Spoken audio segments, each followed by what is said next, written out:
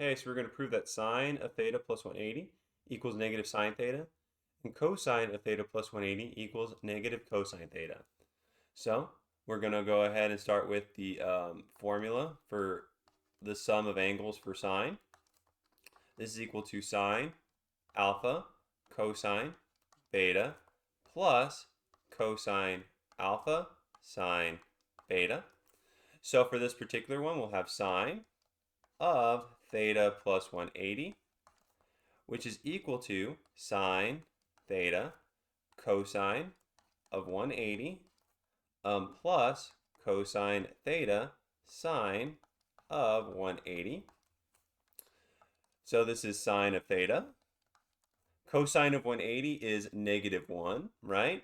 Times negative 1 plus cosine theta times sine of 180 is 0. Okay, so now we have our formula.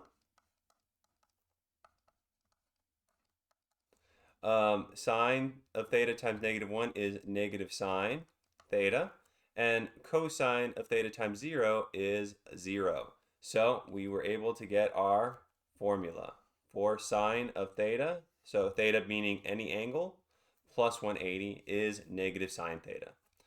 Now let's go ahead and move on to cosine of theta plus 180. So remember the sum formula for cosine, alpha plus beta, is equal to cosine alpha cosine beta minus sine alpha sine beta. Okay, so we're trying to find cosine of any angle plus 180, so any angle resembling theta. So this is going to be equal to cosine theta cosine of 180 minus sine theta sine of 180. All right, and this is equal to, so cosine theta, cosine of 180 is negative 1. Sine of theta, right? And then sine of 180 is 0. So we get our formula. We have cosine of theta plus 180 is equal to cosine of theta times negative 1 is negative cosine theta, and negative sine theta times 0 is 0.